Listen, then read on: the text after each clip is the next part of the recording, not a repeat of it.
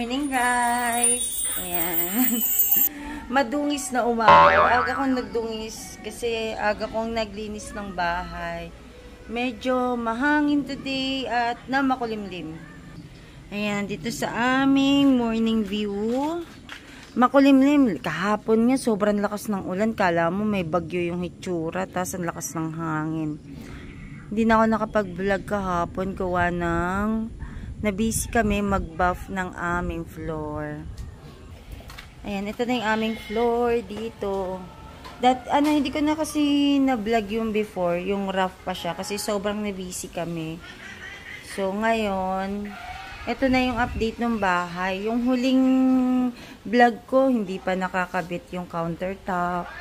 Ang dami ko talagang moment na hindi ko na i-vlog kasi sobrang na-busy. Parang sayang yung bawat oras. Pero yun nga, nanghinayang din ako kasi hindi ko na-document yung ibang ganap, lalo na sa improvement ng bahay. Hindi ko na siya na-vlog. Pero ayun nga, magkaroon na tayo ng a little bit update. Tapos mamaya magbabuff ako. Partially nakapaglagay na, nakapagkabit na kami ng CCTV. Yun, meron na dito sa sala. Tapos, yan, kompleto na ang ceiling. Yan. Yan, okay na yung ceiling.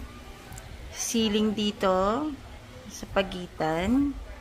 Ceiling dito sa kwarto namin. Yan, okay na siya.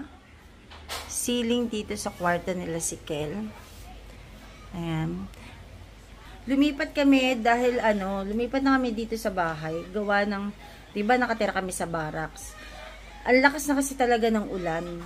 So, natutuluan na kami. Isa yung dahilan kung bakit hindi ako nakakapag-vlog. Kasi talaga sobrang na-busy kami sa paglilipad, sa pag-aayos, sa pagbuhat. So, lahat-lahat na.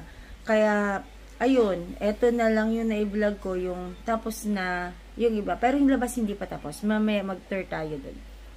Ayan, nakakalat pa yung mga gamit. Mamaya, yan yung gagawin ko. Ayusin ko yung mga basahan. Kasi since may aparador na si Kel, ang gagawin ko dito is, yun nga, ilalagay na natin yung mga dapat na ilagay dyan. Tapos mag-aayos tayo ng mga beddings. Tapos ito na nga yung ating kisame. Tapos na din dito sa sa kusina. Ayan. Ito yung ating kusina. May CCTV na din dito. Bibi. Tapos dito. July na hindi pa daw tapos yung bahay. Ang dami mga nangyari.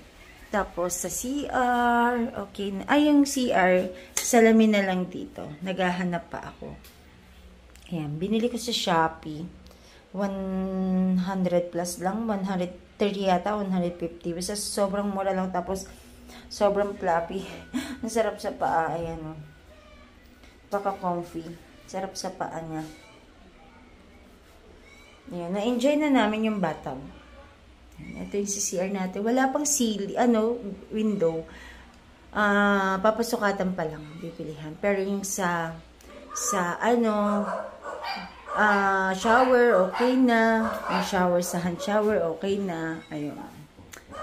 So, totally na-enjoy talaga namin yung bahay. Tapos yung sa kitchen, ito pala. Wala pa lang kaming mga cabinet dito sa baba. Kaya makalat pa talaga. Isa sa pinagkaabalahan. Ayun.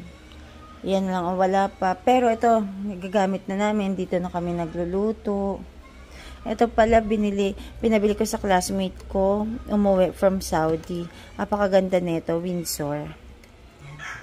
Ito, yung water line namin, tuloy-tuloy na yan. Pero stuck yan, galing sa drum. Mamaya din, kung kaya pa ng time ko, magtatanim ako. At may nagbigay sa akin itong, mga okra. Tapos, ito yung haba na habang sitaw. Tapos, hinarvest to kahapon sa tanim ni tita. Ito pala, tatanim ako. May mga tanim na ako nito doon bumunga na. So, ngayon, ang plano ko, magbabab ako ng floor para matapos na yung 2 room. Sa ngayon kasi, ang nagawa na dito sa buong sala. Sobrang ganda na niya. Sarap na sa paa. Madulas, hindi na siya rough. Tapos yung parang may maapakan na. Di kabuk wala ng ganun. Ayan, eto na siya. Oh, ha? Sarap na ng buhay ni Inday. Hello, Inday. Tanggal ka na ng jacket at pagpapawisan ka na. Pero ano, nakapag-ayos din ako pala ng mga display ko sa ano. Mga Japan surplus. Yan sa mga mahihilig.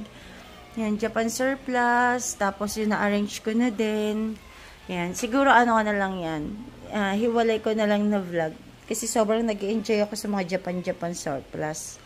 Ayan, start na tayong buff ng aming room. Tsaka room ni si Kel.